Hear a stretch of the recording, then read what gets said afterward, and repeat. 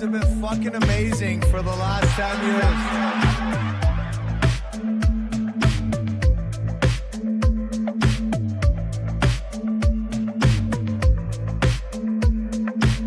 Let me start off with a Twitch feed this morning, and I got to get the whole name right.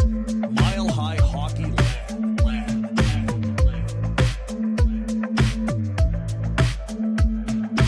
The city of Denver, the state of Colorado, you guys have been fucking amazing for the last 10 years.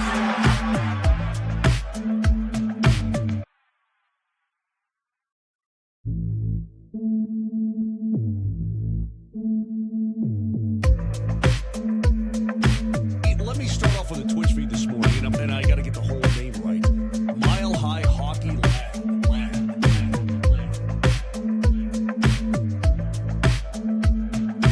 The city of Denver, the state of Colorado, you guys have been fucking amazing for the last 10 years.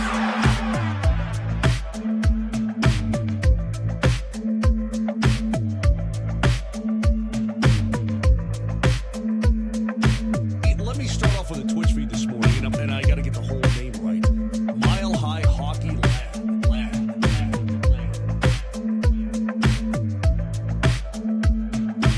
The city of Denver, the state of Colorado, you guys have been fucking amazing for the last 10 years.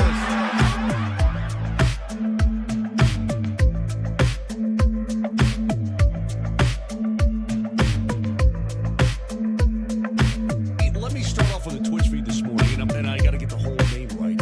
Mile High Hockey Lab.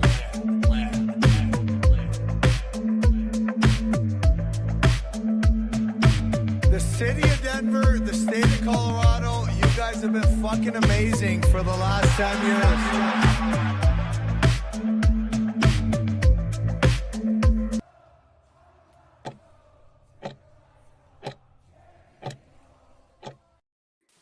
Live from Spectrum Community Services Studios in Colorado, USA, this is the Mile High Hockey Lab.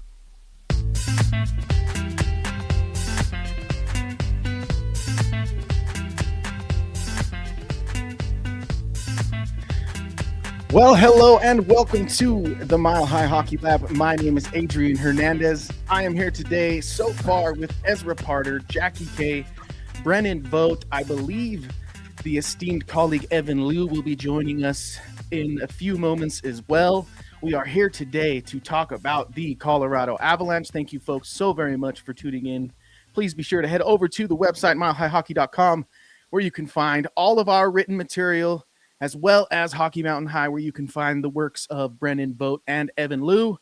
And of course, give us a follow on your preferred social media platforms and like and subscribe to this content. That way, when we make more of it, you get it. I apologize personally for our absence last week, as it was me who was unavailable, and thus the show did not go on. So that is my bad. But here we are this week, and all it did was make our bold predictions way more likely to happen. So that's cool. We'll check in on those later on in the show. We'll talk about a little trade that we had today. Very interesting time to have a podcast the same day as an Avalanche trade. You got to love it. Maybe not a big splasher, but we'll get into it. We'll talk about the game last night where McKinnon kind of got a little angry, hence the title of this episode. And of course, we will check in on some of the other storylines around the league, to include some goalies getting in a Tilly. So that'll be some fun conversation. Let's just get right into it, though. Thank you to the three of you. And of course, Evan, if you're on your way in, thank you. I want to start with Ezra today, because you're in the square that I like to start with when I look at the screen. So let's talk about the game last night, yesterday, I guess I should say, where Nathan McKinnon tallied his 1100th career point. He went from 999 to 1100, and I think 60 some games. 62 games. Yes, that's correct. Evan is joining the show now. He's on an absolute tear. And I started working on an opinion piece for the site today that I've dubbed the Avalanche are bored, stealing a little bit of a concept from what Jackie's talked about. But Nathan McKinnon doesn't seem bored. What's going on? Well, I think he's a guy who finds a way to motivate himself, and it's not hard for him to just find something to put a a chip into his own shoulder. And I mean, like you saw it last night with him pointing at the goal after he got a goal back after a goal was overturned for absolutely no reason, which I'm sure we'll get into goalie interference as we have to every couple of weeks, it seems. But before I dive into that, I just want to say, Adrian, you were sick last week. I was sick last week. It wasn't just you. We had both our starting goalie and our backup goalie on IR, and we didn't try to find a third. We just decided to not play the game, which, I had a broken foot. Brendan had a broken foot. So even if he wanted to play goal, he couldn't. It was, and of course by goal I mean host. So it's not all on Adrian, but we are glad. I appreciate that. Healthy. But yeah, I mean, McKinnon, he's a guy who just finds a way to elevate. There've been games where we've watched Nathan McKinnon play and been a little bit disappointed in either how dialed in he is or his actual contribution on the stat sheet. But there's never a long stretch where he's a guy who you can ever consider, anything other than a superstar. And this last 62 game stretch is absolutely insane. So you got to be happy with that. Oh, I think McKinnon's very bored. I think it's crazy, Jackie, because it's like, I mean, maybe like internally in terms of like the challenge and like the thought process, I think you're right. But I do think Ezra's right about him kind of like tricking himself. But in order for there to be a need to trick oneself, you have to actually be bored in the first place. So, I mean, I get that. Yeah. I mean, I understand think about what myself. happened yesterday fired him up. I mean, that's not in dispute. But if you're, because I saw the title of your article, so I mean, you're going to write it, and I'm going to agree that if we're talking about the Avs being bored, we're talking about the important people being bored. So I don't think that whole premise is off. I mean, in the last what was it, 1, 2, 3, like 6, 7 games, he's had 3 games with no points. So I mean, like that's, I'm not saying it as a nitpick. Like, you can't score every single game, but I'm saying for Nathan McKinnon, I don't know. It's just, that's very unlike him. I don't know. I'm just saying, like, you can tell, like, you can see it on him that like he hates the January slog. It's just, and I think he has every year. It's not. And it's not to take away anything about his superstar status. Like, he can't do the impossible, but I mean, we can say it. We can admit it. He's a little bored. Well, a big thing around kind of what that article is going to have in it is the fact that like the Avs run into the most adversity they've run into all season with injuries and kind of the power play struggles rearing their ugly heads still, and kind of showing up on the bottom line in ways that they hadn't because of the injuries. That's been the reality for the Avalanche. But the guys behind them in second in the Central are having their most adversity in the season as well, and are dropping games left and right, which I'm not going to sit here and complain when the Dallas Stars lose. But just it's don't definitely root for not Dallas into the wild card. Yeah, that's my whole thing. It's like, it's not helping with the whole like putting the carrot on the end of the stick and making sure these guys stay locked in throughout the season. That carrot is slowly dwindling with each game that the Stars lose. I will say though, Brennan, they had a little bit of a wake up call in a loss to the Nashville Predators. Do you see it as that, or was that more of an anomaly with a long stretch of days off? What did you see there? Well, it was a long stretch of days off, and the fact that they can't play against the Predators this year. They've lost 2 of 4 against the Predators now, and I don't know what it is about Steven Stamkos and John Marchessault and all, It's more Ryan O'Reilly than those Ryan two. O'Reilly and Philip Forsberg and UC Saros, and I can keep going down the list, but my gosh, they hate the Predators this year.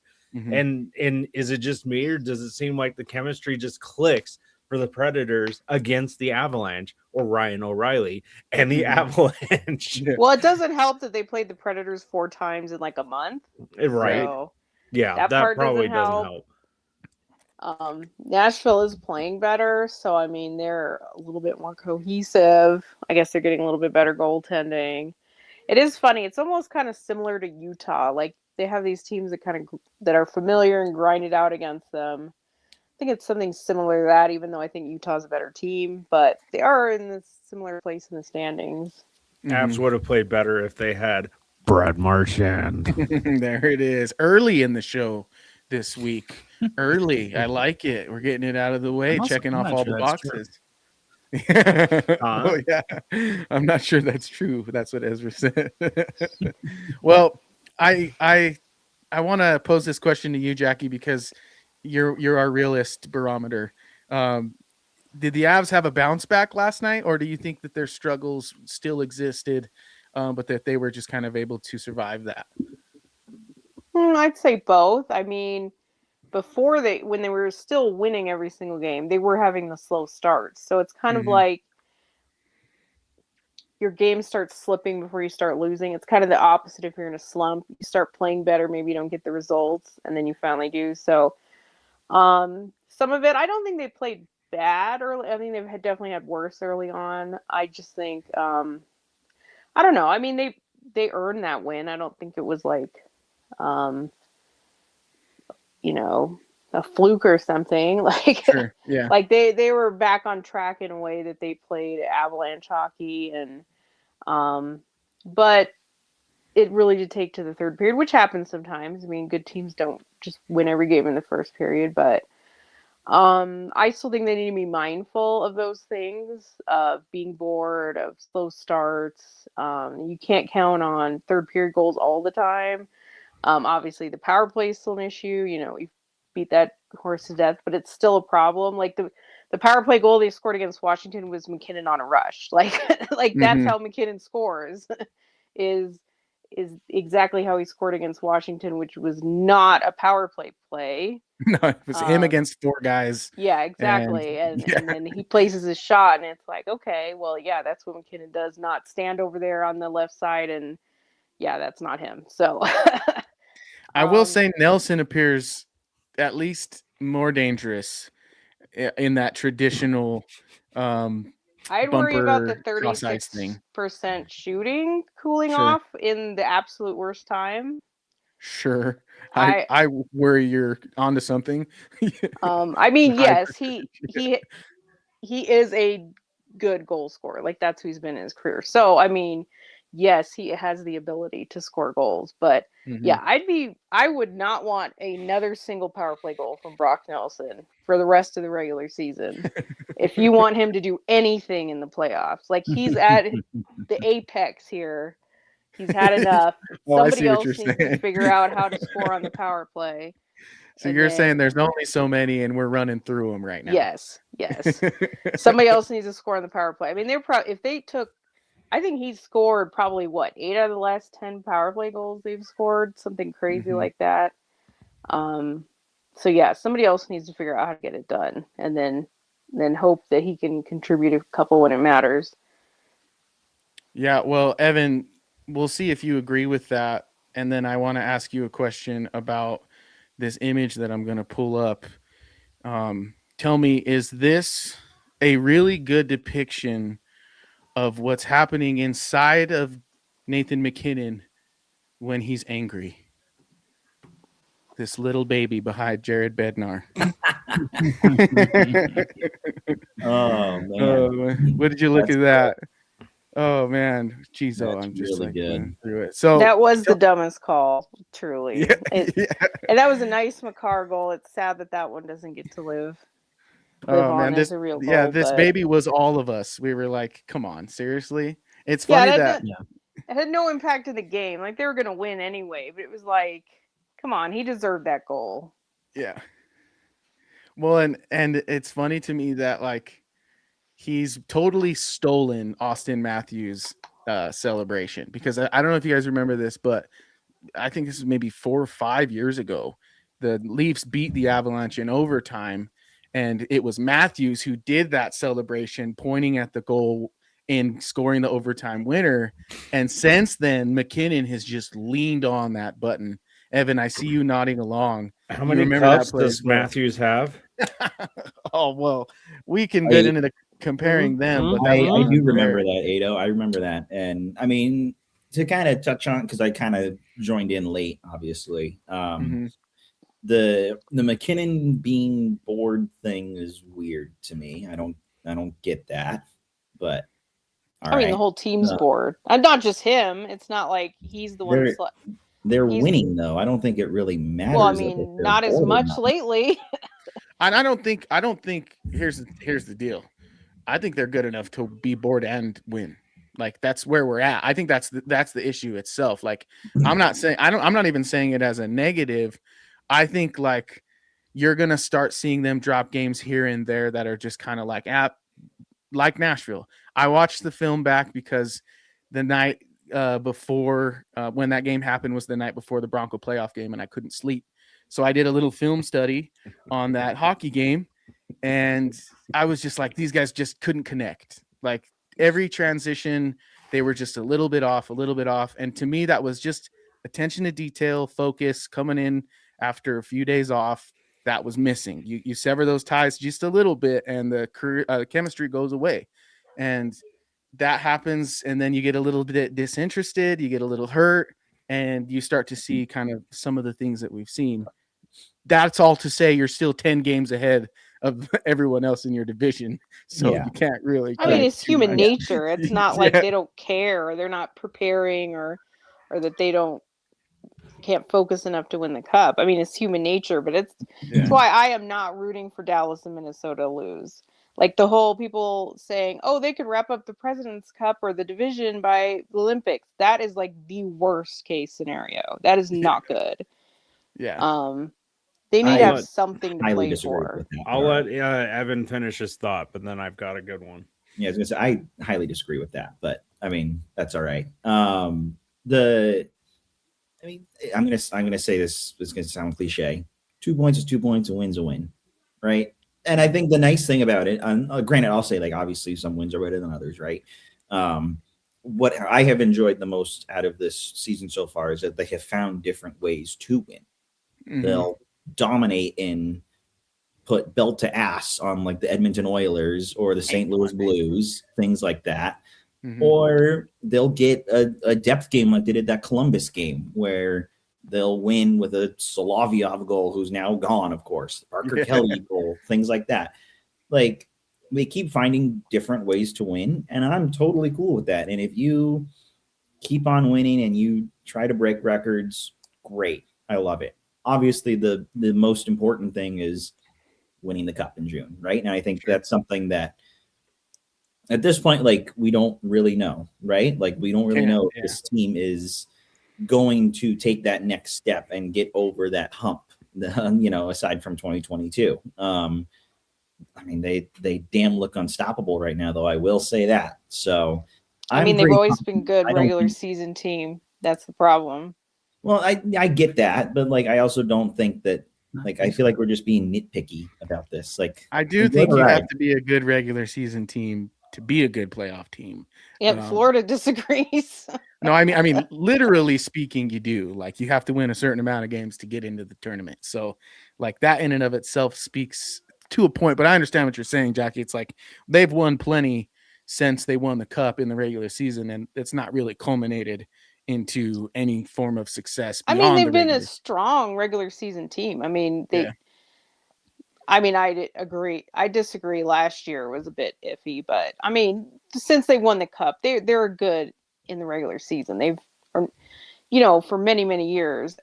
I'm not saying like, oh, they should try to lose or they shouldn't care or they should just dress all the Eagles and just wait for June. It's, obviously they still have to have the good habits and play well and the consistency, but it's just human nature. Like, you don't want them to have peaked in November. And totally. I think if you're looking at when they played the best, it was in November. Yeah. Well, and that shows the potential they have, which I think is good. And also when they were healthiest, I would say. That's what I was going to say. That you're looking at December and you're saying, okay, so some guys are out of the lineup and they haven't been quite as good, but they've still been by far the best team in the league. So I mean, I see what you're saying, Jackie, absolutely, but also they haven't been this good in any other regular season, and all they can do is keep putting the pedal to the metal and doing what they're doing because it's going well.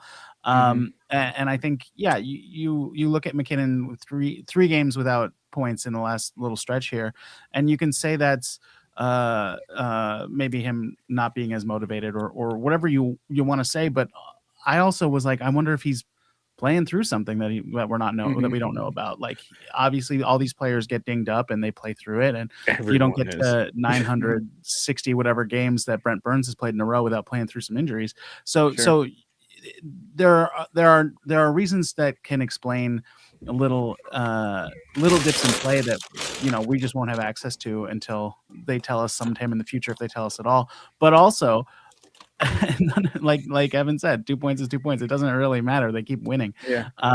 As long as they keep that focus on the playoffs, which it seems like this team is incredibly dialed in on. So for me, I mean, obviously there are concerns just in the fact that like you want every aspect of of the team to be at its absolute best when it matters most. But as far as looking at any other team and thinking they have a better chance than the Avs right now, I don't know how you do that. Well, and what I'm seeing as in terms of board is I'm seeing a lot of similarities to the 2021 Lightning. Because by this point, that Tampa was playing like they were extremely bored and just walking through every game, just like, okay, just get us to the playoffs. We know what we're going to do once we get to the playoffs. We're going to dominate once we get to the playoffs. But I'm seeing a lot of similarities with that team right now. And I think of it like this. You get a new video game, and when it's new, you're locked in. You play each level or each challenge, you're locked into figuring out how to beat it. When you get to the end of the game and you've beaten it, so to speak, and you know that the next hardest level you won't encounter for months of playing time. This is what Jackie's talking about. It's human nature. It's not a negative. It's not saying these guys aren't locked in or aren't professionals, but it's just human nature to have to fabricate that, as Ezra kind of pointed to with McKinnon. And that's where I'm getting ahead of this. I hope it's not, I hope it's not a narrative when this time comes around, but I'm curious to see how this team does respond to the Olympic break. I think it's a good thing. I think it's a good thing to have them to focus on something else, something to play for, something where they have to bring that intensity up, that true do or die intensity up. Like, I know a lot of people looking at it as a negative, like breaking their momentum. They could get hurt. I mean, most injuries, knock on wood, would heal before it even matters. So I'm not like completely panicked that somebody could get hurt at the Olympics. Like, it should, for the most part, be okay if anything happens. So I think it's a good thing that they kind of are going to get that experience and get that feeling and that intensity. Like, 3 weeks of boring, pointless, meaningless February hockey is not something they'll miss. And then the rest thing, well, I mean, sure, some of them could use a little rest, but that's going to be on Bednar to manage their minutes down the stretch. If he can't do that, then them playing versus not playing in February isn't going to matter when the playoffs come around. I just want to make one quick point about the injuries. I agree. They definitely are better with Landeskog and Taves. But the thing is, in the playoffs, you're not going to have everybody. So if they're dominant when they have completely full roster, that's not really a reason. Like, you're not going to win the cup with that full roster. It's going to be a war of attrition. By the time round 4 comes around, you're probably going to be missing several key pieces. So I don't like that, the whole like, well, when they have everybody, they dominate. Well, that's great, but that's not what's going to happen in the playoffs. Well, they've also dominated without them, just not to the same extent. Which is my point is just, they were at their best in November when they were healthy, and now they're also very good. Man, watching Parker Kelly cruise towards career highs in absolutely everything the same year he gets paid. You want it now or later? Well, I mean, it's like, at least we're not talking about him like we're talking about Ross Colton right now, which is the next subject I want to touch on, mostly because I had it slated that we talk about who in the heck might have been trade bait at yesterday's game, as we got some reports that numerous representatives for other teams were there scouting yesterday. And then, of course, today we see just a couple of hours ago that this bit of news hits the wire, and the Avalanche have traded Ilya Solovyov, for Valtteri Puustinen, a forward from the Penguins system, along with a 2026 really late pick, but that's fine. I did a little research on Puustinen. It seems like he is kind of like a career AHL guy, has over 250 games in the A, and likely will slot into that. Let's touch on this trade. I have a few questions. They might be, I guess, ill-informed. We'll see. But does this mean that the Avalanche expect certain defenders to come back to the lineup? Because Ilya was being used yesterday. So in a team that has a guy named Devon Taves not in the lineup, is that who we should be keying on returning, or what do we think? Go ahead, Brandon. So during the press conference today, at least our contact with Mile High Sports, she gave me the word that Jack Sean's more than likely going to come up. That's Colleen Flynn. She's Evan and I's coworker, but she said that he gave that Bednar was giving like high praise specifically about him. So I'm expecting Jack Sean to come up. Okay. More than likely, my guess is that he didn't even travel with the Eagles today. So that's my guess. And then a forward. So they've got to if they're not going to have Kiviranta play tomorrow, my guess is it's probably going to be Nielsen or Mercar. Okay, that's good to know. I'm curious to see. I mean, we've talked about how Ashawn it is impressive, but maybe doesn't have the quote NHL body type. So I don't know if that's a long term or Prish.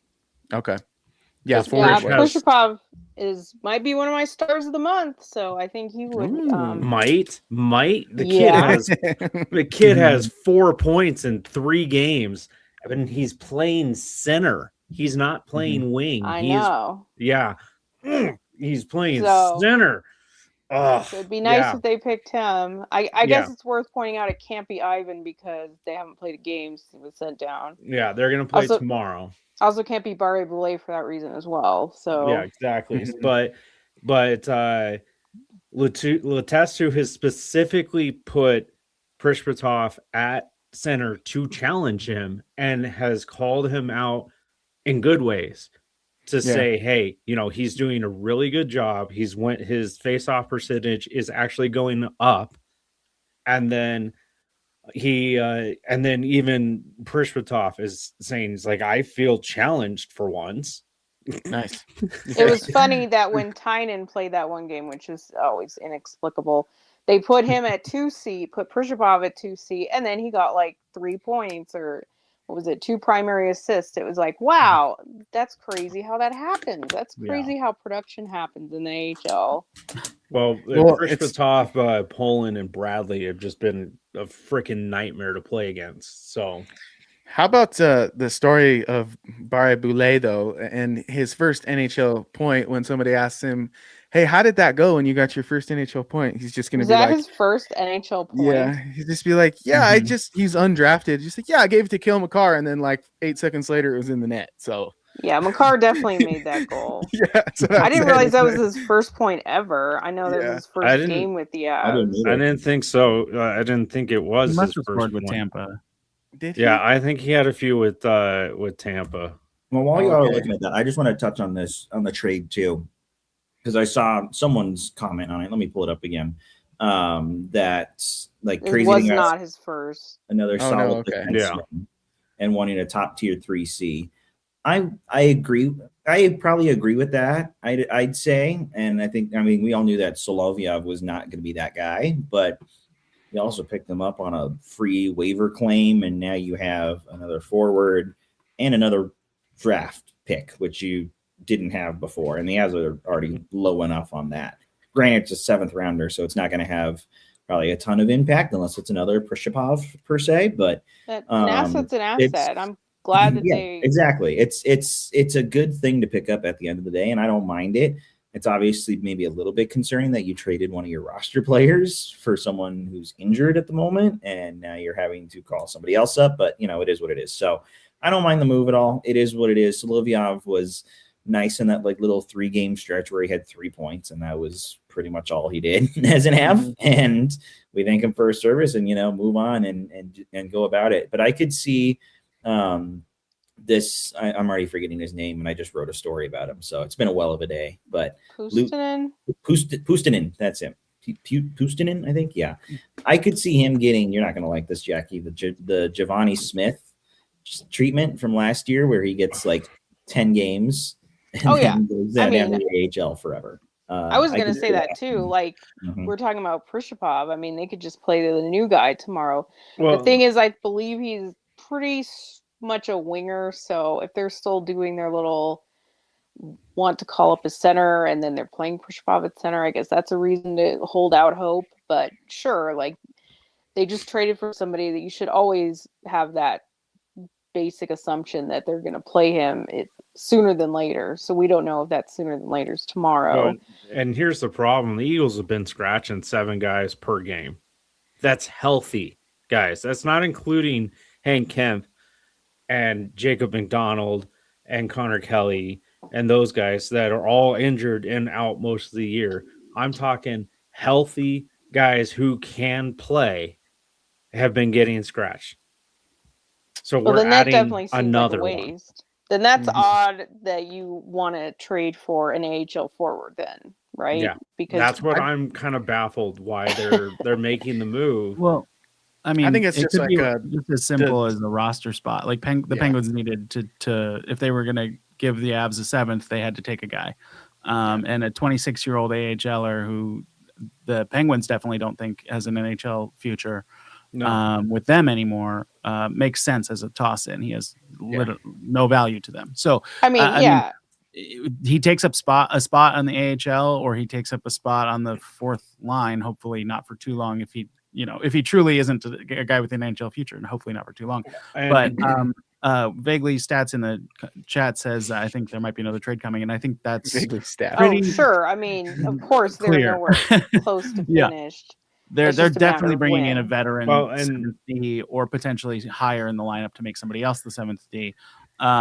That's just guaranteed. I would say at this point. When I reached out to one of my colleagues out on the East Coast, and he said that he can make plays. This Puustinen guy, he's good in the offensive zone. He's good in let's see.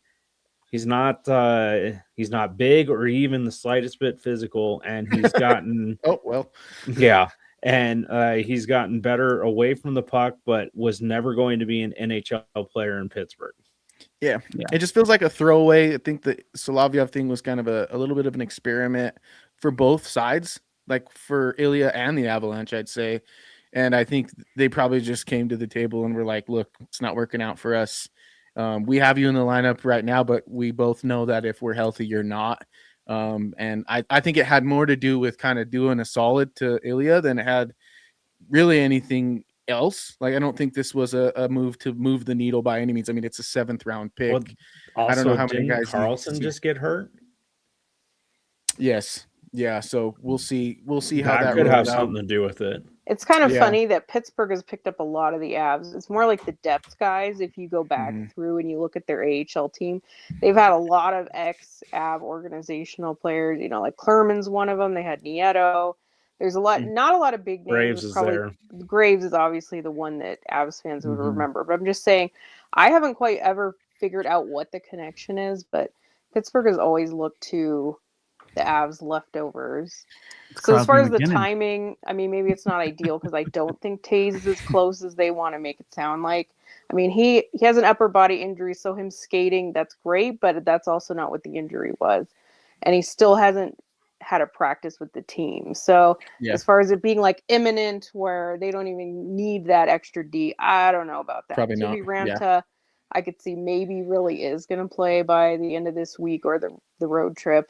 Tays, I don't know. I think they're being a little optimistic there. So it is true that you probably would rather not trade somebody that you're using off the roster, but if they felt the offer was there and what they were looking at, and who knows, they might get their extra D sooner than later, and we just don't know that. Well, before I get to the latest and greatest, go ahead, Ezra. Sorry, Adrian. There is one guy on waivers today, and it's Vlad Kolyachonok.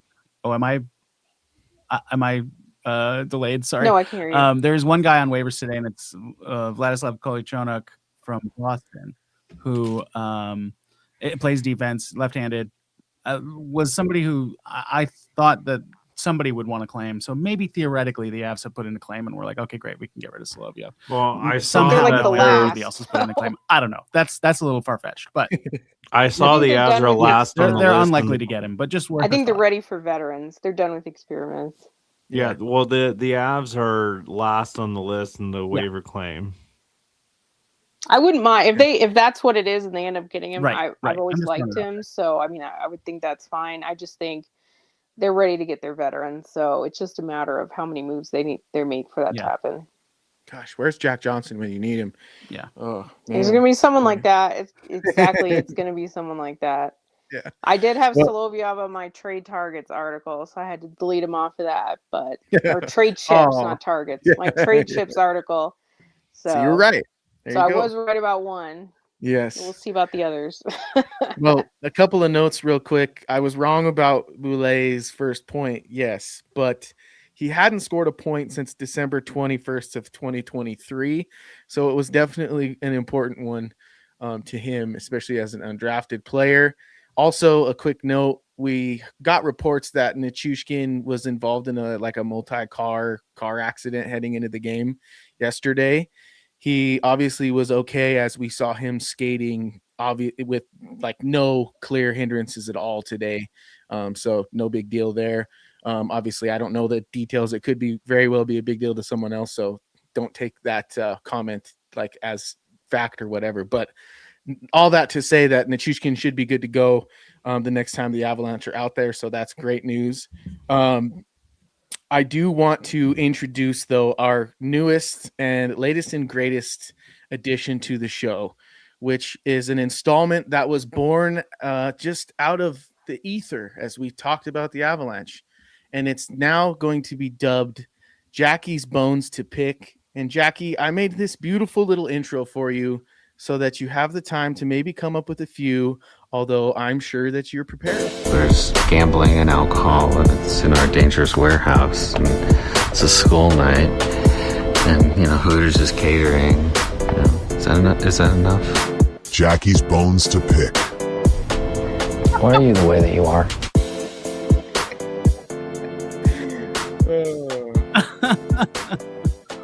All right, Jackie. It's your turn. Well, I don't have any super hot takes this week, but I guess we can have a couple. One is I always hate the garbage bag fourth line. It's like, oh, all the kids are on one line and they don't play, and it's pointless. Yeah. So, not a fan of that. Obviously the extra injury with Nichushkin not playing got Brindley off the garbage bag line, so that was good for him. But you're excited to see Ivan and Bartikov and all them out there together, and then they just don't play. So, what's the point? Yeah.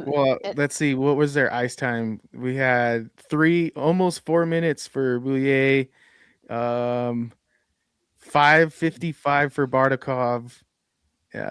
Just not a lot. Keep in mind, Boulet had just played 2 nights the previous night with no plans to actually pull him up. Mm-hmm. But they don't care about it.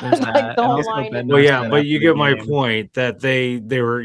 I had even tweeted that out before the game that he was gonna probably be playing limited minutes only because he had played the top line as with the Eagles the 2 previous nights. So well, all 3 of those I wasn't guys expecting them to get more than like 4 or 5 minutes anyways.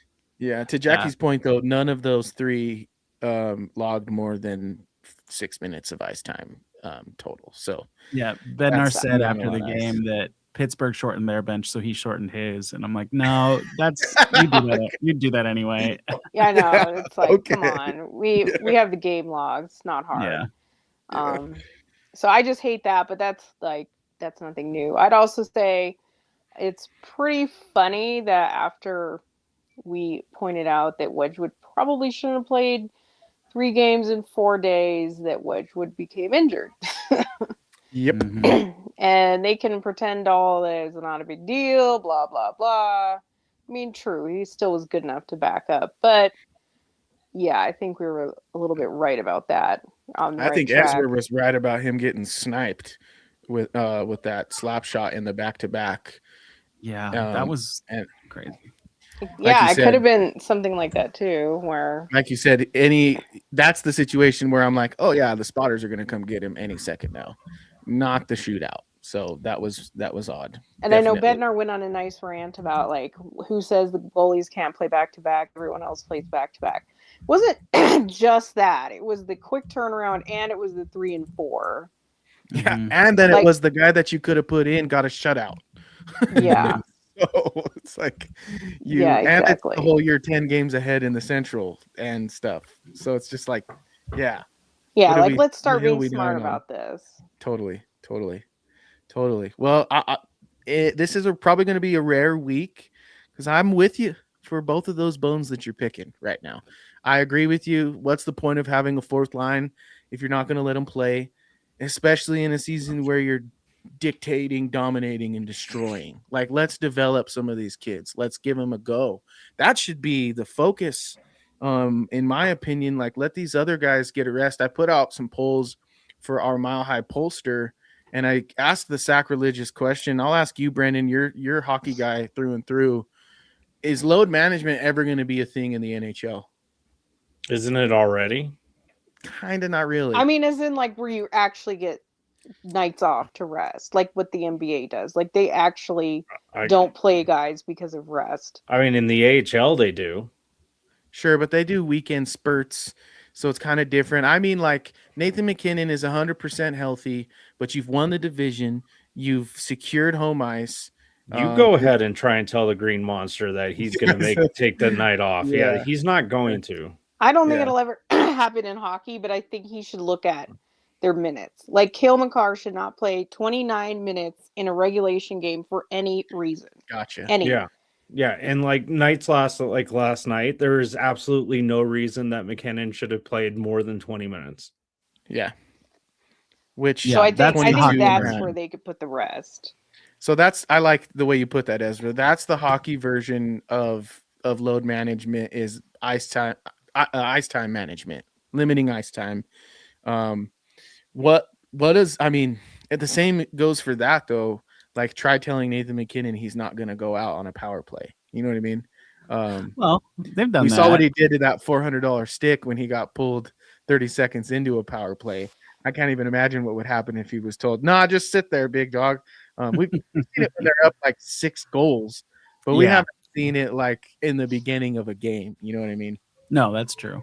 But that's, I mean, if you're doing a version of load management with Nathan McKinnon, you're just cutting his even strength time and throwing him on every power play because why not? You know, like that's not the load he needs managed. But yeah, I think it's true for all athletes. So I am surprised that NBA players have embraced it. But the idea that you'd get a hockey player to just take a game off, like, come on, everybody in theory wants to be Brent Burns with his 960 games straight, you know? So I just can't see it. Good point. Yeah, it's a very much a culture thing too. I feel like for the NHL, because that's just kind of how it's always been. I think though, to kind of, I guess, differentiate, because I heard like if you win the division and whatnot, I think that's fine to, like, you know, give your top guys a night off. I think they did that last year. The Avs did. I remember specifically too. The end of the season, yeah. Yeah, when Landeskog was coming back to play, because I think McKinnon, Makar, and a few others that didn't go on that West Coast road trip at the end of the year stayed back and they went and watched him play. I think was that that's like 2 games though? I think that was at most 2 games. I think it was like 2 or 3 games, something like that. But like that's different, and I think understandable compared to like a Tuesday night against Columbus. Like they're not doing that. That's just not going to be a thing that happens in the regular season. If guys are good to go, they're going to go. That's just how it's going to be. And I think it really is just managing their time on ice. That's really the big thing, and being able to roll guys a little bit more often, right? I think I'd have to go back and look at game logs of when they have beaten teams really good, like the Edmonton Oilers or the St. Louis Blues, and big blowout wins, and seeing how different the times on ice are, for a Nathan McKinnon versus a Parker Kelly, for example. So that's obviously what would be more ideal, but I mean, it's never gonna be like the NBA where someone just sits out at night just because they can and want to. It's never gonna be. You don't want Nathan McKinnon eating the quesadillas like Jokic does. I mean, also let's be honest, he needs the stat padding. Hey, hang on now, especially if we're gonna beat that goals record, baby. We got to get there or get the heart. He's got to stay ahead of McDavid. Let's see. So the last time they really put a whooping on somebody, it was when they played the Senators, and McKinnon played 17 minutes. Let's look at Parker Kelly. That's a good study right there. I mean, sure, that does happen, but look at the Florida game when Carr played 29 minutes. Yeah, that's like crazy. That's just unnecessary. Yeah. And then Parker Kelly in that same game against Ottawa also had 17 minutes. So at least there's balance there. Yeah. But who played the fourth line that night? Anecdotal. I don't know. You got to give Parker Kelly some rest. We're going to need him to penalty kill in the playoffs. So that's it's right. Like, who played the fourth line, and then how many minutes did they have? 2? Yeah. Yeah. No, I think they had like 13, 14. 10 maybe, if I remember correctly. Yeah. Hey, we had a bit of news. We had a bit of news since the last time we convened. Jackie, you basically summoned an outdoor game in Utah. Let's talk about that. Yes. It's pretty cool because I think I even talked about it on our podcast here. I know I wrote it in our roundtable that I wanted a Winter Classic. It was time. They've never been in a Winter Classic. We've had several outdoor games, but that's still the pinnacle, even though that nobody cares about the Winter Classic anymore. But I'm glad that we manifested it and it came true. So I like that. I like that they picked Utah. It looks like a beautiful venue. It's cool because even though the Avs aren't hosts, it's super easy for any Avs fan to go over the mountain and go see them. I'm sure there will be a lot of Avs fans there. So I think it'll be cool. I think to maybe revive the Winter Classic, they kind of need a matchup like this. Nobody wants to see Chicago versus Philadelphia for the 38th time. So I like it. I think it was a good decision. And that's exactly what I wanted. Or Boston versus someone. Yeah, this is going to be fun. I mean, I'm not generally one for the gimmicky things in hockey, but I think it's going to be cool that it's a new outdoor arena, that it's a Utah team that needs to get some juice behind them, but it's also a team that always plays the Avs well, so it's going to be a good hockey game in addition to being a good league marketing stunt. I'm excited about that. I think it's going to be fun. Yeah, my initial reaction was like, heck yeah, Winter Classic in an actually winterous environment. Although this year in this region, it's really not been all that winterous, generally speaking. Hopefully that doesn't happen. The spirit of these outdoor games is like pond hockey when you're a kid and it's snowing and you're bundled up. It is cold. That's kind of the point. So I hope that can be restored. The second thing I thought of was like how big of a logistic disaster the Avalanche outdoor game was the last time it was on a college campus. And this time it's this time it's not at Air Force, which I'll tell you for sure, just based on looking at it at a glance, this facility is a lot more equipped than Air Force than Falcon Field was at the time. Yeah, because Falcon Field has also undergone some renovations since, which I wouldn't be surprised if that outdoor game funded some of those renovations. but and you're not on an Air Force base either. So yes, exactly. So Okay, there won't be only 2 ways in or out of this area. I was gonna say, Ada, I think you were there, Ado. I know I was there. I know we can both attest. Yeah, I was at the Air Force game too. That was the last thing that me and my wife did before shutdown. But I even remember buying tickets for it, and my father-in-law, who is former Air Force and always did stuff down at the academy, is like, you're not gonna like it, you're gonna hate it, you're not gonna have fun because it's gonna be a pain in the butt to get in and out of. Have fun. It's like, whatever. Oh boy, was he right. Yeah. I didn't go to that one. I went to Coors. That was awesome. I saw that. Yeah, I saw this one coming. That, like, how do you even get to Colorado Springs? No, I mean, obviously on the highway, but other than that, there's no other way. At least with this Utah one, I think they have hosted bigger games at that stadium, and they actually have light rail that goes to it. Yes. Yeah, Rice Eccles is a beautiful, beautiful stadium. I'm really looking forward to it. And like you said, it's nice. It's a close flight and drive, whatever you want to do to get there. I know Brennan and I had already talked a little bit about trying to get out there next year. I was already thinking about road tripping out there next winter. So nice. Who knows? Let's do it. Let's have a party. I was thinking about trying to come too.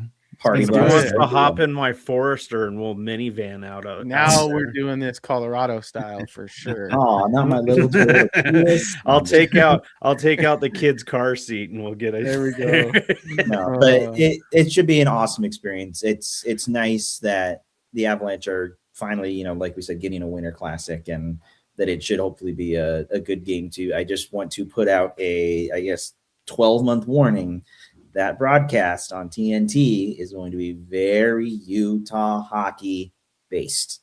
I'm just going to put that out there so right now. They're going to talk a lot about the airport. They're going to talk about the airport. They're going to have Ryan Smith on.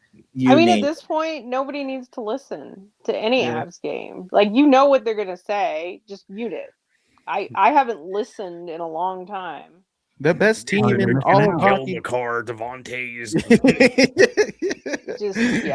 can't we do should it just anymore. do a whole spoof of, like, a watch along spoof where we just basically. I'll wear my dumbest suit. Yeah, perfect. I'm not going to repeat that vaguely. Come on. Well, just for reference, too, Falcon Stadium has capacity for 46,000. Whereas Rice Stadium has capacity for 51,000, but their largest crowd ever was when they hosted Florida in a football game where they had 53,000 people. So but they also have more exits. Yeah, good point. Probably more bathrooms. Hopefully they don't run out of beer before the second intermission. Well, no, my point is that with the Air Force Base, there's only 2 exits. 2 entrances, 2 exits. So they're a little bit more equipped. Their campus is a little bit more equipped because they're not an active military base. Yeah. Well, the Avs, obviously Ball Arena hosts like pretty much 18,000 people for hockey games. Are we at all worried about this in terms of a sellout? Like, is this thing going to be packed to the brim? Because what a sight that will be. Oh, yeah. Well, how hard was it to get Air Force tickets? I didn't buy tickets, so how hard was it to get Air Force tickets? I think it was pretty difficult. I will say price-wise, it was pretty affordable, but in hindsight, that might have been amenity-based. Like, they were like, yeah, get on out here for a little bit cheaper, and then once we got you, you're stuck here, and you're not getting out, and there's only one area for porta potties, and it's a muddy mess. So let's just hope and pray that the logistics side of things is taken care of. I think it will be, not to throw shade at the Falcons or anything, but I would consider Utah maybe a little bit more of a formidable program in terms of football. Their facilities are likely a little bit more upgraded and accommodating just because of that fact. They love their Utes out there. I got friends here in Colorado that are big Utah fans. So that'll be fun. We should all meet out there for sure. Get a beer, maybe do an episode live from the muddy parking lot and have a great time. So back in the day when I was in school, the Utes were our rivals. So I hate the Utes. So you're going to go leave a little ram somewhere in there? Oh, yeah. I love it. Well, let's get into bold predictions. I know we are kind of cheating, giving ourselves an extra week with Ado being sick. Everyone, while I have your attention, there are about 500 of you currently watching live. Thank you so much for choosing us for some extra Avalanche content. Be sure to head over to the website, milehighhockey.com, and Hockey Mountain High as well to see some written material by this panel. Be sure to subscribe, like, and share this show with your fellow Avalanche and hockey fans. Let's hash out. A couple weeks ago, we made some bold predictions. Evan, you son of a gun. You said that the Avs would lose in regulation finally. And that did indeed happen. And that happened actually before I was sick. So that's a real point for you. That's not even a cheater point. So congratulations. Yay, you now have sorry, 4. everybody. Yeah. Jackie, you said that Wedgwood would start every game. You were kind of right, but then until he got hurt. So no. Yeah, exactly. So unfortunately, you were wrong. I think that was in fact the intention. Yeah, exactly. But then he got hurt. Brennan, did Cal Burke ever score a goal? I don't think he even got an assist, but I did talk to him, so it was nice. It was nice catching up with him. So. Good. Ezra, I don't think we got the Bardakov goal because I don't think he's scored. No, he's had points in the next 2 games, but no goal. No goal. And then I said Brindley would have 2 goals, and that definitely didn't happen either. Not concerned about Brindley, but I would like to see him show up on the score sheet a little bit more. I'd like to see him off the garbage bag. Yeah, I knew you were going to say that, Jackie. He's not going to score on that 4th line. Yeah, no. Yeah, no, I agree with you. I'm telling you, man, I want to see more young guys on the power play. Just randomly. Just randomly. Until they start scoring, that ain't happening. Yeah. Well, I think if you're not going to score, might as well do it. Like, what the hell? It's not like you're getting any work in that's getting anywhere. Might as well just let the kids go freaking 19% or 16% while we're at it. I hear a lot about that it's because of the meritocracy. Like, if he was doing better, he wouldn't be on the 4th line. It's because when they have 3 of them, it's easier to just gift wrap them together and throw them down there. Like, obviously, we see when they have a spot to move Brindley up, he's the one that they choose. So it's not about merit. It's about, like, the easiest thing for them to do. Yeah, Vaguely Stats says, bad week for dings. Well, yeah, vaguely that happens. That's why it's called Bold Predictions. But, Evan, you are the golden boy today. Congratulations. I'm going to run the sponsor in the track. And while I do that, you folks think of your bold predictions this week. Evan, because you scored the only point, we're going to start with you. So pressure's on. It's a bold strategy, Cotton. Let's see if it pays off for him. I call that bold talk.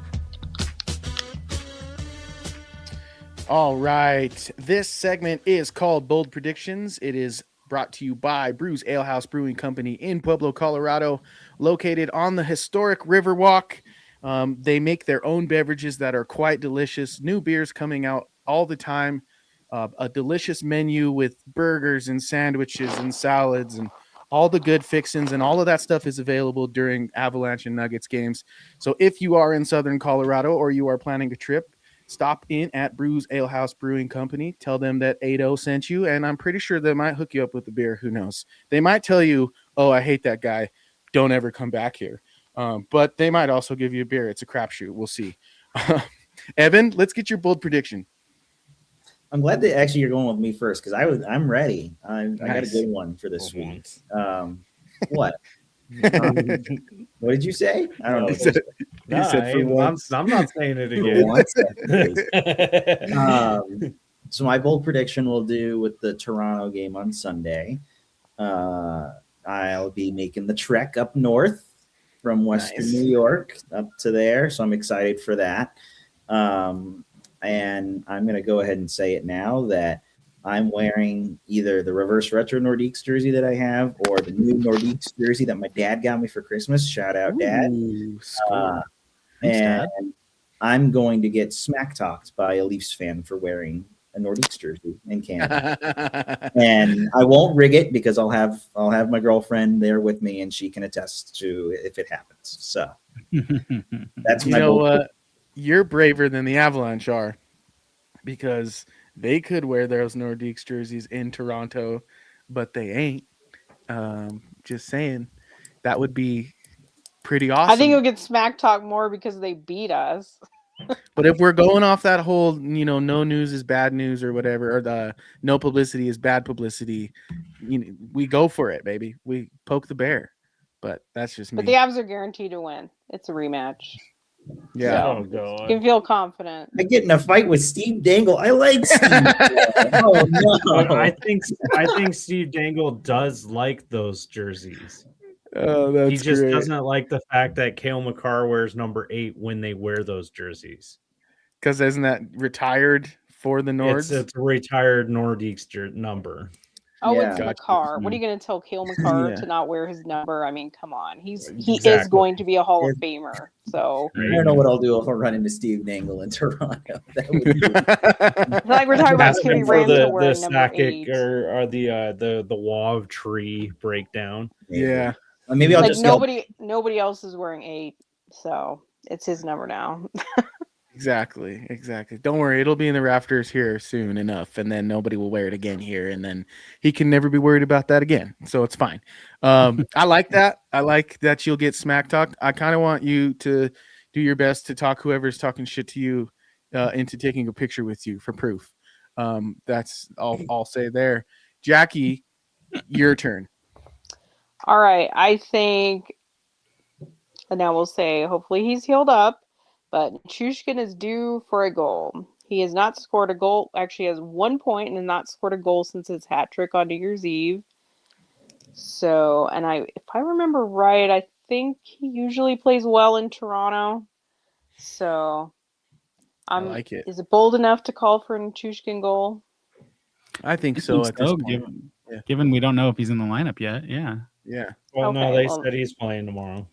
They did say it? Okay. Yeah. Well, yeah, it's probably fine. If you read my article, Ezra, you would. I don't read anything. I don't know how.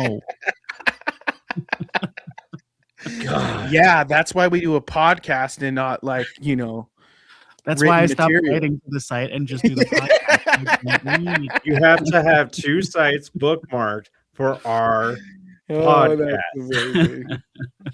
All right, Anyway, Brendan, is it Mr. bold enough Yeah, I to think so. need to score?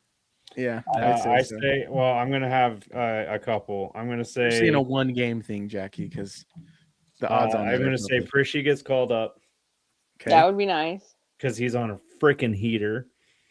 Why didn't he play on Sunday? Can we discuss that? Yeah. I don't think. I think that was just to give him some rest because he has been on a tear. He had played like 3 days in a row. Yeah. No. No, they don't do 3 and 3s. At least the Eagles don't. No. Well, I wondered if they were sitting him out because he could have been, because I know the Avs have had a lot of iffy. No, Reed told me that he was just getting rest. I mean, that's kind of ridiculous, honestly, but okay. Yeah. Well, he's a young kid who's trying to learn how to play full season. So I'd be like, "No, I'm good. Put me in, please, because I want to play." Or is it because they had so many iffy forwards? Like Colton was iffy, Parker Kelly was iffy as well. They both played, but they both were basically questionable. They also needed to get people like Mark Senden in the lineup who hadn't played since like the middle of freaking November. Mm-hmm. Okay, so but I like you a don't Prishy take call real up. prospects out of the lineup. I know, but and then also Felly Shorty, he's been close a couple times in the last couple weeks. You're back on Felber, you son of a gun. Oh, I've been telling him every time I see him, I'm putting a bet on you. All right. Vaguely Stats will be happy on that one. Yeah, Vaguely called him Lord Felber earlier, and I dig that. So I like see it. the shirt that he made. Felber Shorty, Prishy call up. Nichushkin scores a goal in Toronto. Evan will get smack talked by a Leafs fan for wearing his Nordiques jersey in Toronto. Ezra, what about you? Whichever defenseman comes into the lineup to replace Solovyov immediately scores points. So I'll just Whether say that's Taves or Ashan or whoever it is. Elevated or activated defender. I like that one. That's scores a good one. immediately. A point, right? So Yeah, that I'm has to going be points. like the game. So you're saying whoever is like the new guy in the lineup tomorrow will score a point. That's exactly it. Yeah. Okay. Oh, I love it. I love it. Sheesh, we are keying. We are keying on it. All right. So I will boldly predict. Go ahead, Brendan. I was gonna say the Nordiques one may not be too much of a stretch, Evan. Heads up. Because when I went in 2017, I made this stupid mistake of wearing my Nordiques hat and a Leafs jersey. Oh, I got so much cred for that one. Yeah, that's because you. Yeah, that's on you for wearing Leafs and Nordiques. Yeah, I wore a Nordiques weren't playing. Nordiques jersey to Montreal.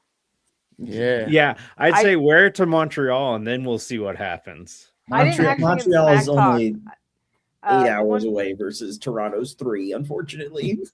Yeah.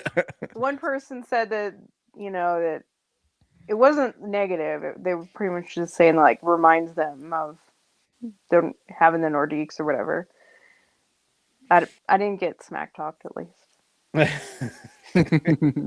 Well, Jackie, you're just so nice and unassuming that no one would ever smack talk you. Oh yeah. Actually, the worst was like 25 years ago when I went to St. Louis. That was the worst. Oh, I bet those people are special kind over there in Missouri. So that's we found that out in 2022 in some not so great ways. They just live in haven't been back. How it goes. Yeah. There's different arenas. We're gonna bring back the Yo Adrian's travel guide to the playoffs this year, and see where the Avs are going in the first round and do and do a little study. But she told me pretty forward was like, you'll never get a St. Louis article out of this, even if they play them in the playoffs. I was like, all right, fair enough. Sounds good. That's fine. I can live with that. They don't have to worry about that. So. Yes. Well, yeah, I'm gonna make a bold prediction, and in the spirit of being just kind of all of this podcasting stuff, the Avalanche stuff, it all starts with the fact that like I'm a huge Colorado sports fan, period. No, you wouldn't say, right? Yeah, and I know where this is going. I think I know where this is going too. I'm gonna boldly predict that Broncos are gonna win the Super Bowl.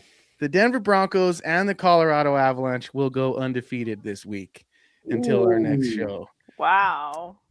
With the backup quarterback, Jared Stidham. So, how many goals is Jared Stidham going to score?